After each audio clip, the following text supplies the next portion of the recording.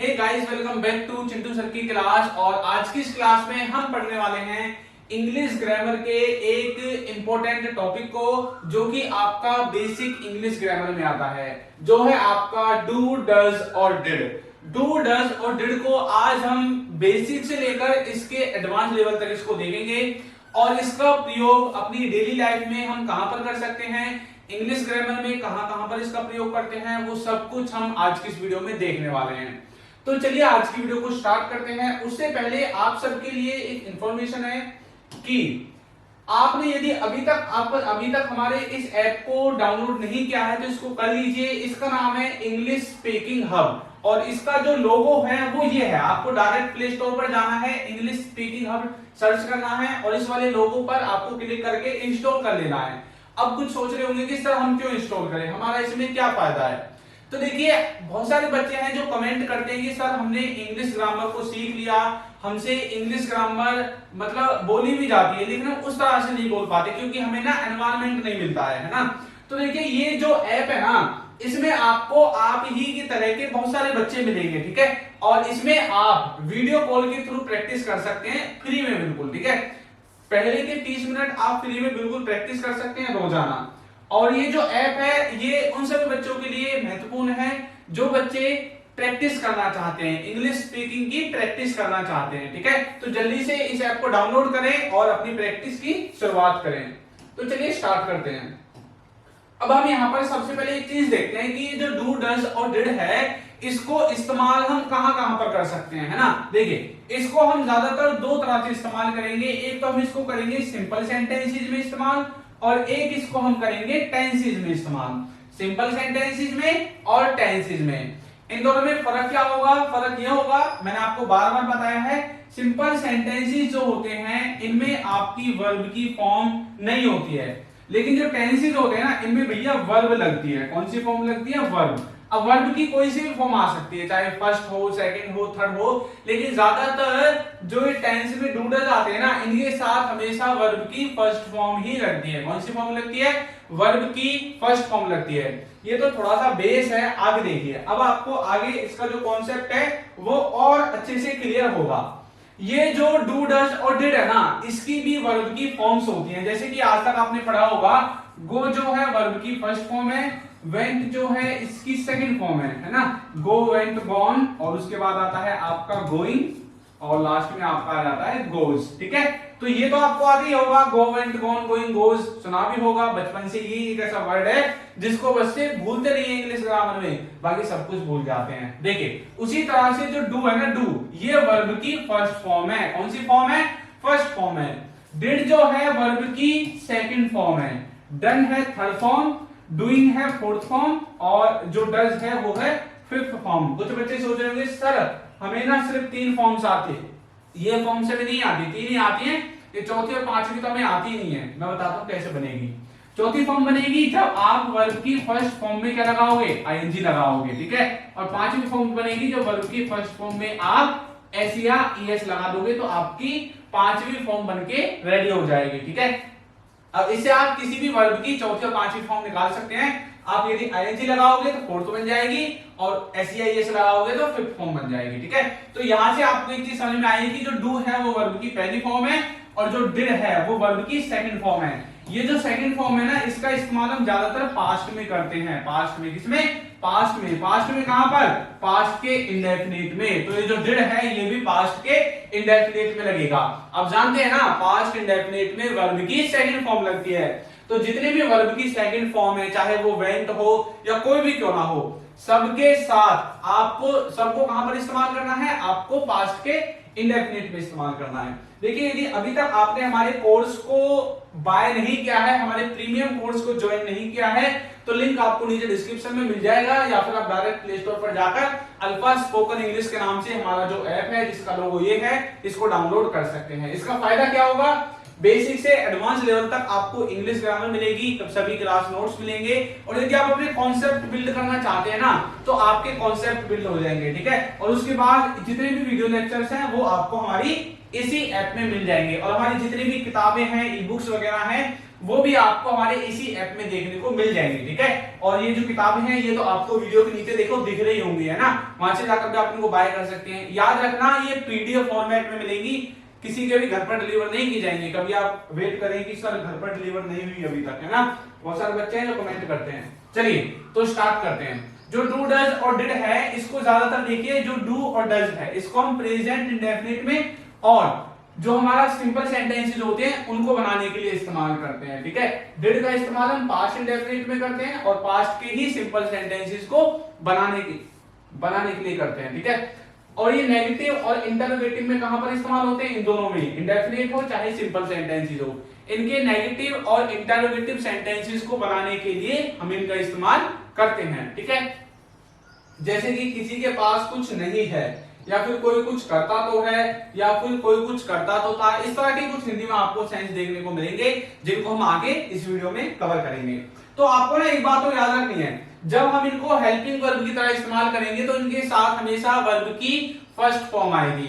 ये जो do does और डिड है ना, अभी देखिए मैंने यहाँ पर आपको इनकी जो फॉर्म्स हैं उनके बारे में बताया था, है ना। यहाँ पर आपको एक बात याद रखनी है कि इसको हम हेल्पिंग वर्ब की तरह और मेन वर्ब की तरह दोनों तरह से इस्तेमाल कर सकते हैं। हेल्पिंग वर्ब की तरह मतलब सहायक क्रिया की तरह, मेन वर्ब मतलब मुख्य क्रिया की तरह भी हम इसको इस्तेमाल कर सकते हैं, ठीक है। तो हेल्पिंग वर्ब और मेन वर्ब को आप पहचानोगे कैसे कि यहाँ पर ये डू डज और डिड जो है हेल्पिंग वर्ब की तरह इस्तेमाल हुआ है और यहाँ पर मेन वर्ब की तरह। इसको पहचानने का तरीका ये है कि जब आपको ये हेल्पिंग वर्ब की तरह मिलेगी ना तो इनके बाद एक वर्ब जरूर मिलेगी। वर्ब यानी कि कोई काम, है ना, जैसे कि गो, कम, है ना, इस तरह की वर्ब आपको देखने को मिलेगी। लेकिन जब ये मेन वर्ब की तरह होंगी तब आपको वहां पर डायरेक्ट मेन वर्ब मिलेगी, हेल्पिंग वर्ब मिलेगी ही नहीं। जैसे कि मैं बोलूं कि ही डज, अब यहाँ पर ये क्या है, ये डज यहाँ पर किसके लिए इस्तेमाल हुआ है?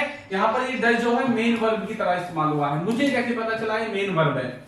मुझे यहाँ पर पता चला कि सबसे पहले आ गया हमारा सब्जेक्ट और सब्जेक्ट के बाद जो वर्ब की फर्स्ट फॉर्म है उसमें एस लग गया और ये बन गया आपका प्रेजेंट का इंडेफिनिट। कौन सा बन गया? प्रेजेंट का इंडेफिनिट, ठीक है।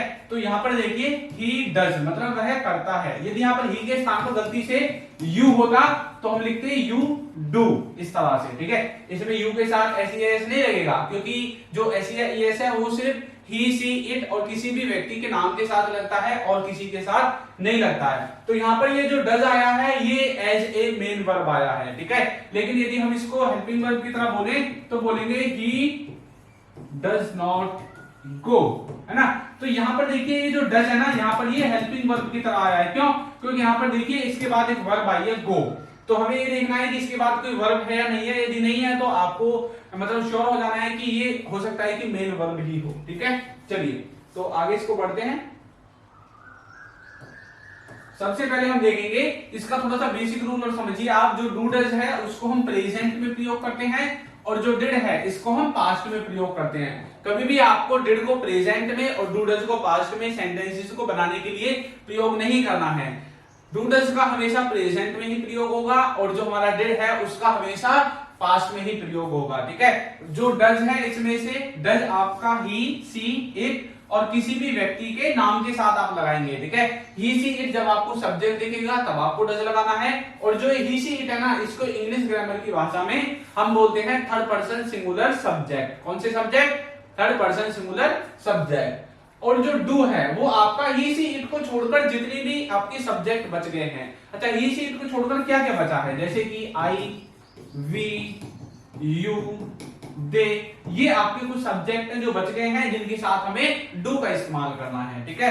और जो डिड है इसमें ऐसा कोई है नहीं भैया, इसको तो आप सबके साथ इस्तेमाल करें, चाहे वो ही, सी, इट हो, चाहे वो आई, वी, यू, दे, कुछ भी करना हो, सबके साथ आप डिड का इस्तेमाल कर सकते हैं। ऐसा क्यों होता है कि डिड का हम सबके साथ इस्तेमाल कर रहे हैं और डू डज का हम अलग अलग कर रहे हैं? ऐसा इसलिए होता है कि डू डज को हम कैसे इस्तेमाल करते हैं। देखिए डू डज प्लस में सब्जेक्ट और यहाँ पर आपकी वर्ब वगैरह आ जाएगी, है ना। तो ऐसा इसलिए होता है कि हमें सब्जेक्ट के साथ हमेशा एक ही वर्ब लेनी है और हमारे पास ऑप्शन में होती है दो। इसलिए हमने डिसाइड किया कि हम सब्जेक्ट के हिसाब से यहाँ से यूज करेंगे, हम दोनों के एक साथ यूज नहीं कर सकते। लेकिन डिड के साथ तो ऐसा कुछ नहीं है, सब्जेक्ट के बाद डायरेक्ट डिड है और उसके बाद इसकी जो वर्ब है वो आ जाएगी। तो यहाँ पर देखिए हमारे पास ऑप्शन ही नहीं है, तो सब्जेक्ट कोई भी हो सबके साथ हम डिड लगा सकते हैं। तो इस तरह से आप इस बात को याद रख सकते हैं। तो मेरे हिसाब से यहां तक आपको एक इसका जो रूल है इसमें किसी को कोई दिक्कत नहीं होनी चाहिए। चलिए आगे देखते हैं। अब देखिए यहां पर जो सेंटेंसेस है ना वो मैंने बनाए हैं किसके द्वारा, डू और डज के द्वारा। और कौन से सेंटेंसेस हैं, इसमें इंटरोगेटिव भी हो सकता है, नेगेटिव भी हो सकता है, ठीक है।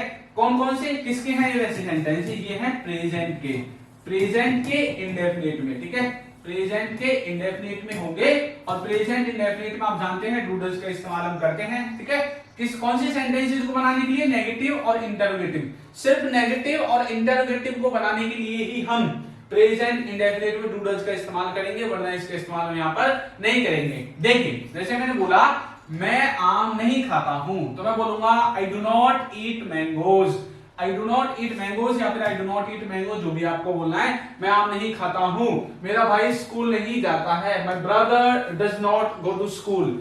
इनको अच्छे से समझने से पहले आपको प्रेजेंट इंडेफिनिट की पहचान पता होनी चाहिए। रोजाना जो भी आप काम करते हैं, आपकी जो दिनचर्या होती है, आपकी जो हैबिट्स होती हैं, उन सबको बताने के लिए हम प्रेजेंट इंडेफिनिट टेंस का इस्तेमाल करते हैं।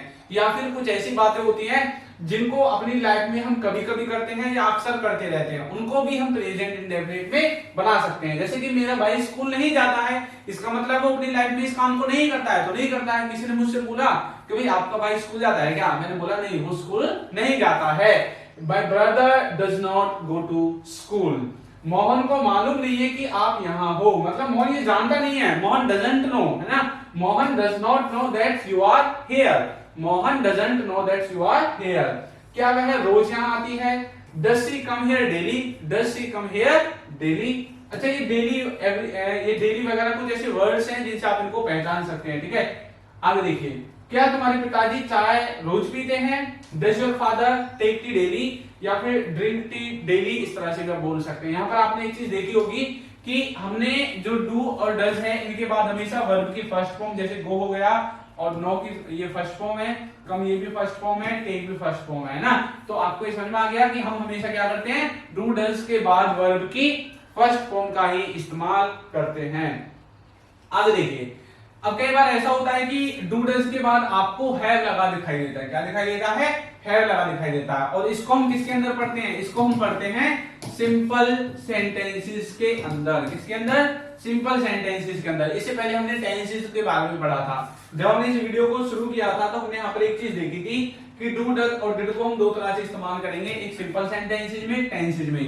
टेंसेस में हमने देख लिया डू डज का इस्तेमाल प्रेजेंट इंडेफिनिट टेंस में होता है, और सिंपल सेंटेंसेस के बारे में अब हम पढ़ रहे हैं कि सिंपल सेंटेंसेस में इसको हम कहां पर इस्तेमाल कर सकते हैं। तो इसका इस्तेमाल होगा कोई चीज पास है, किसी के पास कोई चीज है, वहां पर आप इसका इस्तेमाल कर सकते हैं। लेकिन एक बात आपको याद रखनी है कि ये जो चीज पास है ना, इसके नेगेटिव और इंटरोगेटिव में ही आप इसको इस्तेमाल करेंगे। जैसा कि मैंने आपको पहले बताया था जब हमने वीडियो को शुरू किया था कि इनका इस्तेमाल हम ज्यादातर इसमें करते हैं, नेगेटिव और इंटरोगेटिव सेंटेंसेस को बनाने के लिए करते हैं, ठीक है। यहाँ पर ढंग से मैं लिख देता हूं, डू डज और डिड, इनका इस्तेमाल हमेशा जब आप इनको हेल्पिंग वर्ब की तरह इस्तेमाल करोगे, जब आप इनको हेल्पिंग वर्ब की तरह इस्तेमाल करोगे तब इनका इस्तेमाल एक तो इंटरोगेटिव में होगा, एक इनका इस्तेमाल नेगेटिव में होगा। किसमें होगा, नेगेटिव में, ठीक है। तो यहां पर हम लिख देते हैं नेगेटिव, ठीक है। तो दूसरा इनका इस्तेमाल किसके साथ होगा, नेगेटिव में होगा।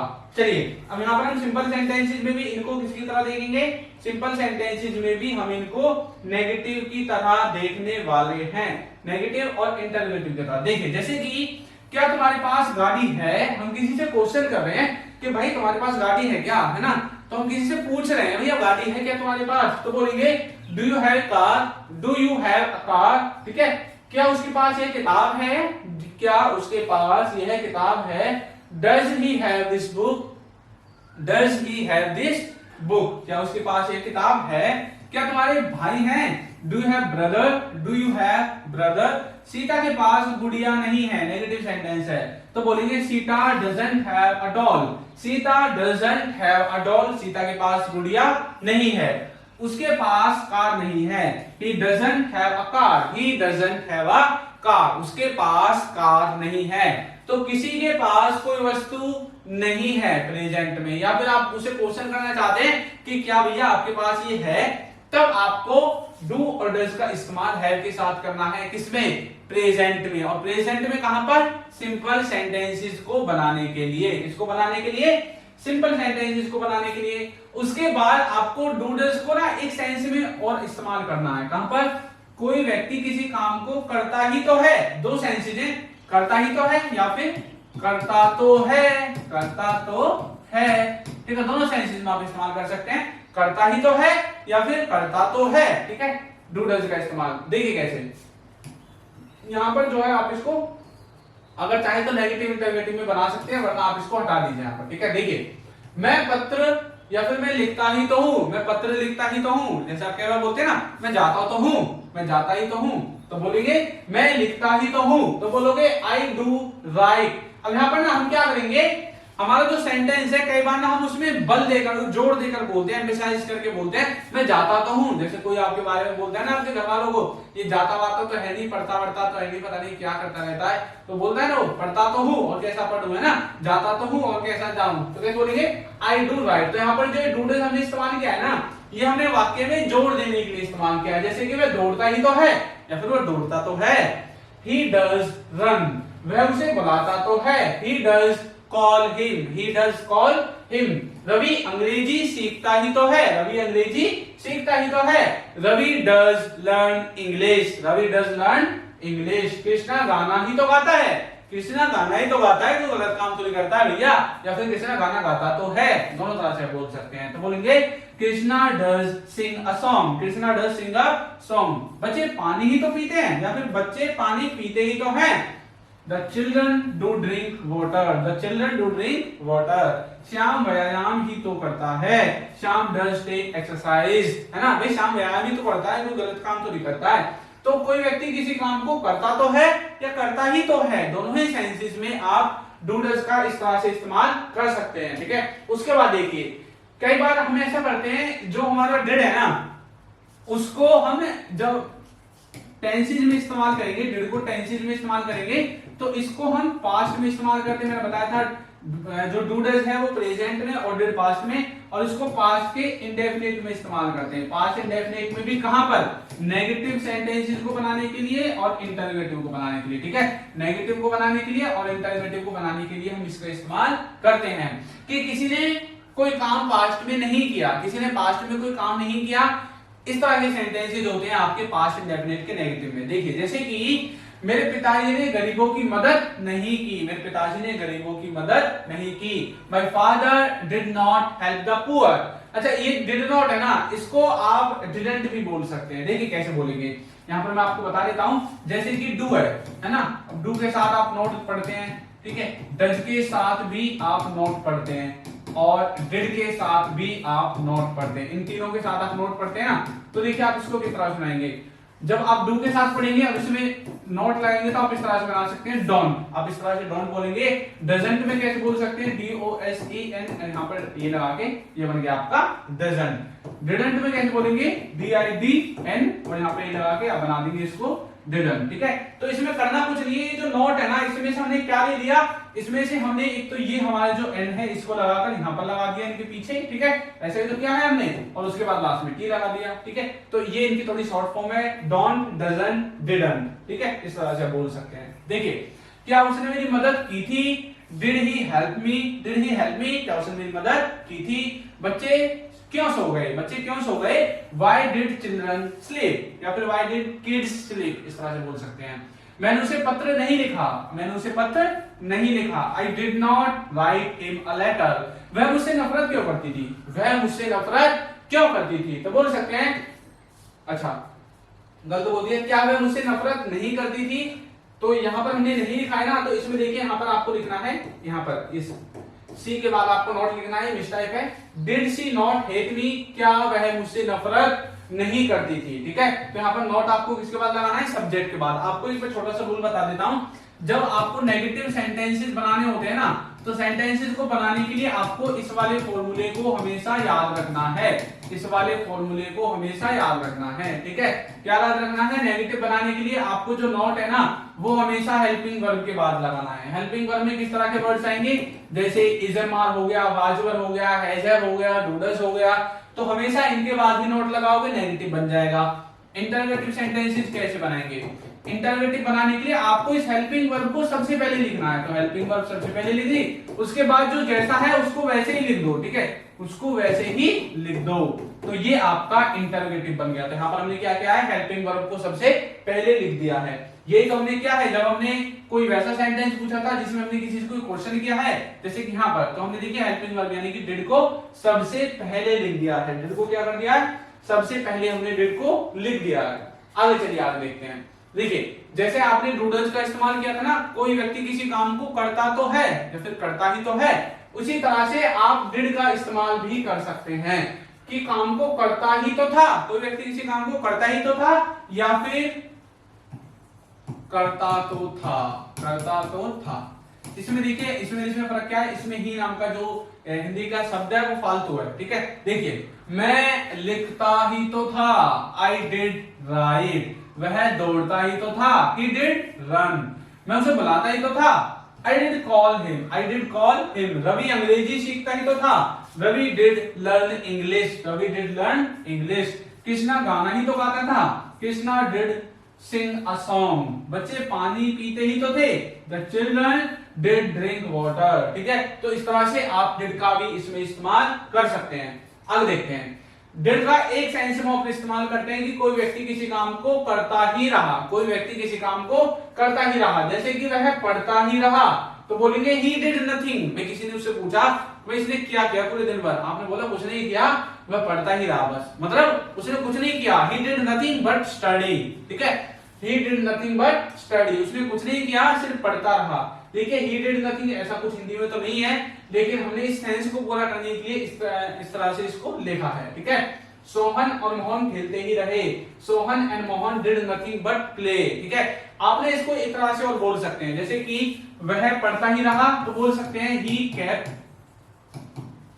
ऑन प्लेइंग, इस तरह से बोल सकते हैं ही केप्ट ऑन प्लेइंग, या फिर आप इस ऑन को भी मतलब को डायरेक्ट बोल सकते हैं ही केप्ट प्लेइंग, ठीक है। इस तरह से भी आप सेंटेंस को बना सकते हैं। यदि आपको ये याद नहीं आता है तो ये तो याद रहेगा ना, छोटा सा है बिल्कुल, ठीक है। अब देखिए मैं सुनता ही रहा, I did nothing but listen, वह बोलती ही रही, she did nothing but speak, मैं देखता ही रहा, I did nothing but see, वे पढ़ाते ही रहे, they did nothing but teach, और वह काम करती ही रही, she did nothing but work। तो इस तरह से आप इनका इस्तेमाल कर सकते हैं, ठीक है। चलिए आपके प्रैक्टिस के लिए मैं एक सेंटेंस देता हूं, वह इंग्लिश बोलता तो है, वह इंग्लिश बोलता तो है, तो इसको मुझे कमेंट करके बताओ कि इसकी इंग्लिश क्या होगी। और हाँ, हमारा ऐप का लिंक आपको नीचे डिस्क्रिप्शन में मिलेगा, या फिर आप जाकर प्ले स्टोर पर डायरेक्टली सर्च कर सकते हैं। प्रैक्टिस वाले ऐप का लिंक भी आपको नीचे डिस्क्रिप्शन में ही मिल जाएगा, ठीक है। और यदि आप हमारी ई बुक्स वगैरह परचेज करना चाहते हैं तो देखिए नीचे वीडियो के नीचे आपको ई बुक्स दिख रही होंगी।